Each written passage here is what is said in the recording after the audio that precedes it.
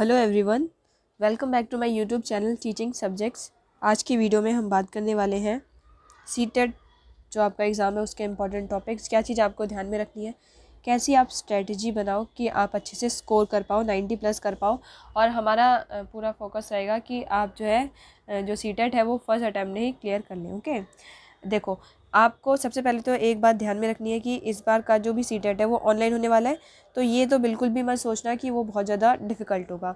क्यों? क्योंकि जब भी कोई चीज़ नई एक्सपेरिमेंट की जाती है तो हमेशा जो फर्स्ट टाइम होता है उसमें उसको थोड़ा इजी करके ही प्रेजेंट किया जाता है ताकि जो बच्चे हैं वो उस पैटर्न को समझ लें। हाँ, तो अब ये सीटेट फर्स्ट टाइम होगा ऑनलाइन, तो वो आपको बहुत ज़्यादा डिफ़िकल्ट करके नहीं दे देंगे, ये ध्यान रखना है आपको। हाँ, वो इजी पैटर्न ही रहेगा जैसे कि आपने अभी तक देखा होगा वैसे ही रहेगा, ज़्यादा चेंजेस वो नहीं कर सकते। लेकिन जब उसके बाद जो सीटेट हो सकते हैं उनमें वो थोड़ा डिफ़िकल्टी लेवल को बढ़ा सकते हैं, क्योंकि एक बार उन्होंने अपना पैटर्न शो कर दिया है, उस हिसाब से बच्चे जो है अपना तैयारी करेंगे। सेकेंड बात ये है कि आपको अपनी तरफ से 100% देना है अपना। और कोई भी टॉपिक छोड़ना नहीं है, जितना आप पढ़ सकते हो उतना पढ़ो। और जो आपका सब्जेक्ट है, जिस तरीके के क्वेश्चन आते हैं उस हिसाब से पढ़ो। कुछ अदर चीज़ें पढ़ के अपने दिमाग में बहुत सारी चीज़ें इकट्ठा मत करो। जो इम्पॉर्टेंट है सिर्फ उन्हीं चीज़ों पे फोकस रखना आपका मेन फोकस है इस टाइम पे। हाँ, और इस बार सीटेट में सारी चीज़ें जो होंगी प्रैक्टिकल होंगी, एप्लीकेशन बेस्ड होंगी। तो ज़्यादा सोचना स्टार्ट कर देना आप कि आपकी जो थिंकिंग है वो डेवलप हो, और उस टाइम पे जो भी थ्योरी आप पढ़ रहे हो उसको समझ के आपको रखना है दिमाग के अंदर, ताकि कोई भी क्वेश्चन आए वो आपको समझ के आंसर देने वाले होंगे।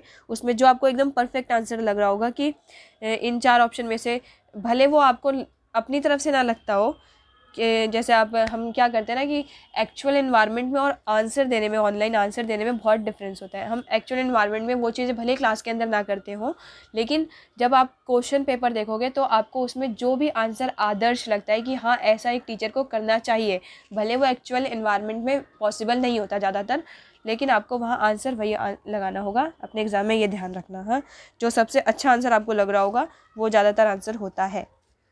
अब देखो आपके जो भी सब्जेक्ट है उसमें 5 सब्जेक्ट आएंगे। चाइल्ड डेवलपमेंट होगा, एक मैथ्स होगी, ईवीएस होगी, हिंदी होगी, इंग्लिश होगी। ओके, ये आपके जो 5 हैं मेन सब्जेक्ट हैं। इसमें आप अपनी लैंग्वेज डिसाइड करना। फर्स्ट लैंग्वेज हिंदी अच्छी है तो हिंदी करना, इंग्लिश अच्छी है तो इंग्लिश करना, और सेकेंड लैंग्वेज उसका उल्टा। अब देखो फर्स्ट आपका जो भी है टॉपिक चाइल्ड डेवलपमेंट, इसके लिए सबसे पहले आप अपनी जो भी डाइट की बुक्स हैं उनको अच्छे से घोट के पी जाओ। हाँ, फर्स्ट ईयर और सेकेंड ईयर दोनों की बुक्स के बारे में मैं बात कर रही हूँ, क्योंकि फर्स्ट ईयर की तो आप पढ़ चुके हो और आप सेकेंड ईयर में हो, और सेकेंड ईयर के मुझे पता है कि आपने सारे टॉपिक्स अभी नहीं पढ़े होंगे क्योंकि अभी आप सेकेंड ईयर में आए हो। उसमें भी आपको मेन जो थ्योरी है वो ध्यान में रखनी है, जैसे कि थॉर्नडाइक हो गया, वाइगॉट्स्की, ये सारी चीज़ें आपको ध्यान में रखनी है जिस पे कोई क्वेश्चन बनता है। उसके बाद आपको एजुकेशन साइकोलॉजी की एक बुक आप पढ़ सकते हो, सरोहा पब्लिकेशन की है। मैं आपको इमेज दिखाती हूँ उसकी। ये देखो, ये बुक है सरोहा पब्लिकेशन की, DSSB-PRT। इसमें ऑब्जेक्टिव टाइप्स जो है क्वेश्चन होंगे प्रीवियस ईयर के, जो भी अब तक आए हैं, सीटेट में हो गए, DSSB में हो गए, जितने भी एग्ज़ाम होते हैं ये टीचर्स के, उनमें जो भी क्वेश्चन आ रखे हैं वो इसमें होंगे, और एप्लीकेशन बेस्ड क्वेश्चन भी होंगे इसमें। तो ये आप ले सकते हो अपने प्रैक्टिस के लिए, याद करने के लिए, क्योंकि जब आपको जब पता चलेगा कि इस तरीके के क्वेश्चन आते हैं तो उस हिसाब से आप पढ़ना भी स्टार्ट कर दोगे। हाँ, तो ये आप ले सकते हो, ज़्यादा महंगी तो नहीं होगी, 200-300 की होगी ये, तो आप ये ले लेना। ओके, उसके बाद मोस्ट इम्पॉर्टेंट मैंने क्या सोचा है कि जो भी टॉपिक्स मैंने देखे हैं क्वेश्चन पेपर में सीटेट के और अपने DSSB के, जितने भी एग्ज़ाम्स मैंने दे रखे हैं अभी तक, उसमें जो भी टॉपिक्स मुझे इंपॉर्टेंट लगे हैं और जो ज़्यादातर रिपीट होते हैं, उनका मैं 1-2 वीडियो में आपको सारा साइकोलॉजी का जो भी मेन चीज़ें हैं वो आपको शॉर्ट में बताऊँगी, ताकि क्योंकि सेकेंड ईयर के बच्चों ने भी सारे टॉपिक्स नहीं पढ़ रखे हैं, तो उस 1-2 वीडियो से आपका काफ़ी ज़्यादा हद तक जो कॉन्सेप्ट है वो क्लियर हो जाएगा, ऐसा मुझे लगता है। तो आप बताओ, आपको मैं ऐसे प्रोवाइड करूं? हाँ, क्योंकि अभी आपके पास इतना टाइम नहीं है कि आप हर चीज़ को एकदम डिटेल में ले सको, और अभी आपका सिलेबस भी पूरा हुआ नहीं है सेकेंड ईयर का। तो ये मुझे एक अच्छी चीज़ लग रही है कि हम ये कर सकते हैं, जिसमें मैं आपको 1-2 वीडियो में पूरा साइकोलॉजी का टॉपिक बता दूंगी। पियाजे है, पियाजे ने क्या चीज़ें कही थी, और ऐसे भी नहीं कि मैं एक 1 वर्ड में आपको बता रही हूँ कि पियाजे ने ये किया और आप रट लो, ऐसा बिल्कुल नहीं है। मैं आपको अच्छे से क्लियर करूँगी 2-3 मिनट में, जितना भी हो, जितना ज़्यादा मैं उसको एक्सप्लेन कर सकती हूँ मैं अपनी तरफ से करूँगी, इतना कि आपके पेपर में अगर पियाजे से रिलेटेड क्वेश्चन आए तो वो ना छूटे।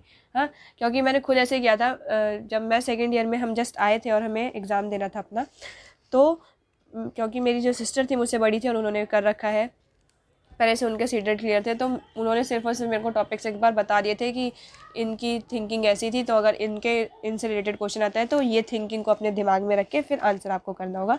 सेम वैसे ही किसकी क्या थिंकिंग थी वो मैं आपको बता दूंगी, और इससे आपको काफ़ी आसान होगा अपना अप्लाई करने का क्वेश्चन के आंसर्स को। ठीक है, फिर मैथ्स देखो, मैथ्स के लिए आप मैथ्स की बुक जो भी है डाइट की, आपको वो पूरी पढ़नी होगी। जो भी प्रॉब्लम्स आती है मैथ्स को पढ़ाने में, वो सारी चीज़ें आप देख लेना, पेडागोजी में ज़्यादातर वैसे ही क्वेश्चन आएंगे। इग्नू की बुक ले सकते हो, इग्नू के 1-2 चैप्टर्स हैं जो मैथ्स में आपको क्लियर कर देंगे। मैं आपको इसका PDF अपने टेलीग्राम ग्रुप पे दे दूँगी। जो बच्चे अभी तक ज्वाइन नहीं हुए हैं उस पर ज्वाइन हो जाइए। ओके, डिस्क्रिप्शन में आपको लिंक मिल जाएगा, जो भी लेटेस्ट वीडियो उसके डिस्क्रिप्शन में, या फिर प्रीवियस वीडियो पे भी जाके देख सकते हो। सेकेंड है, कुछ सिंपल मैथ्स आपको आनी चाहिए, लाइक LCM SCF कैसे निकालते हैं, एरिया कैसे निकालते हैं, पैरामीटर कैसे निकालते हैं, फिर प्रॉफिट लॉस कैसे निकालते हैं, परसेंटेज, रेशियो प्रपोर्शन, और फिर मिलीमीटर को सेंटीमीटर में चेंज करना। ये कुछ छोटी छोटी चीज़ें हैं जो उसमें पूछा है। जैसे डेसिमल का क्वेश्चन पूछ लेता है कि 22.3 को 2.02 में कैसे जोड़ेंगे, तो काफ़ी सारे बच्चे कंफ्यूज होते हैं। तो हमेशा ध्यान रखना है कि पॉइंट के नीचे पॉइंट आएगा और जो नंबर जैसे लिखे हैं उनको वैसे करके आप प्लस कर दो, इसका आंसर निकल जाएगा। तो डेसिमल में कन्फ्यूजन होती है, तो उन सारी छोटी छोटी चीज़ों को ही आपसे पूछने वाले हैं, क्योंकि आप बच्चों को यही चीज़ें पढ़ाएंगे। तो ये थोड़े टॉपिक्स आपको क्लियर करने हैं। इसकी भी मैंने सोचा है कि हर टॉपिक का, मैथ्स हो गया आपका, मैथ्स हो गया, चाइल्ड डेवलपमेंट हो गया, EVS होगा, सबका मैं एक एक वीडियो सोच रही हूँ कि मैं ऐसा बनाऊँ जिसमें मैं आपको पूरा क्लियर कर दूँ, एक क्रक्स बता दूँ, तो आपको थोड़ा आसान हो जाएगा, जो मैं जल्दी ट्राई करूँगी। उसके बाद EVS की तो आपको बुक, जो भी EVS की है डाइट की, वो करनी है पूरी ख़त्म। फर्स्ट ईयर की जो बुक्स थी आपकी वो, और सेकेंड ईयर में आप साइंस की जो बुक्स थी आपकी और सोशल साइंस की, उसको पढ़ लेना। हाँ, उसके बाद NCERT 3 से लेकर 5 क्लास की आपको पढ़नी है EVS की बुक, जो मैंने आपको इसका नोट्स भी प्रोवाइड किया, उसको भी अच्छे से याद कर देना। फिर जनरल टॉपिक्स आपको पता होने चाहिए कि बीमारी कौन सी होती है, और ये भी ध्यान रखना कि जब आप प्रैक्टिस सेट लगाओगे तो जितने भी हो रखे हैं, जैसे UP टैट होता है, उत्तराखंड टैट होता है, और ये राजस्थान हरियाणा टैट जो होते हैं, ये सारे टैट में भी जो होते हैं सबको आपको सॉल्व करना है, सिर्फ और सिर्फ सीटेट पे नहीं रहना है, क्योंकि उसमें से कुछ क्वेश्चंस आ सकते हैं, आपको नहीं पता। फिर हिंदी के लिए आपको हिंदी की बुक जो आपकी है डाइट की, वो कर लो। इग्नू की भी हिंदी की बुक है, वो करना, मैं दे दूँगी आपको मेन मेन टॉपिक्स जो भी इग्नू की बुक से आपको लेने हैं वो। ठीक है, पैराग्राफ के प्रैक्टिस के लिए आपके लिए सबसे अच्छा है कि आप प्रीवियस ईयर के सेट देखो, क्योंकि वही पूछेंगे दोबारा बार बार। और क्या मेथड्स होते हैं हिंदी को पढ़ाने के, पोएम पढ़ाने के क्या मेथड्स होते हैं आप, और बच्चों के एक्सप्रेशंस के विकास के लिए आप क्या कराओगे, रोल प्ले कराओगे, ये सब ऐसी चीज़ें पूछेंगे। फिर इंग्लिश में आ गया, इंग्लिश में भी आपका पैराग्राफ होता है, कुछ मेथड्स पूछ लेते हैं, कुछ थ्योरीज पूछ लेते हैं, तो इन सब का मैं एक एक वीडियो आपको प्रोवाइड करवा दूँगी। फिर है मोस्ट इम्पॉर्टेंट जो मैंने लिखा है, आपका प्रैक्टिस सेट लगाना बहुत ज़रूरी है। रोज़ एक लगा लो, हाँ, और लगा के आपको ज़्यादा 1 घंटा 2 घंटा लगेगा, और उसको एनालाइज कर लो। आपको एक दिन में इतने, मतलब ऐसा डिसाइड हो जाएगा, आपको 150 क्वेश्चन के आंसर तो अच्छे से याद हो ही जाएंगे, और वो समझ के होंगे। हाँ, और फिर एक टाइम आप अपना पढ़ते रहो। ये था आपका मेन में जो आपको ध्यान रखना है अपने सीटेट के एग्ज़ाम के लिए। जल्दी मैं आपको इसकी वीडियो प्रोवाइड कराऊंगी, तब तक अच्छे से पढ़ाई करो। और वीडियो पसंद आए तो प्लीज़ लाइक शेयर और सब्सक्राइब करना, ज़्यादा ज़्यादा शेयर करना।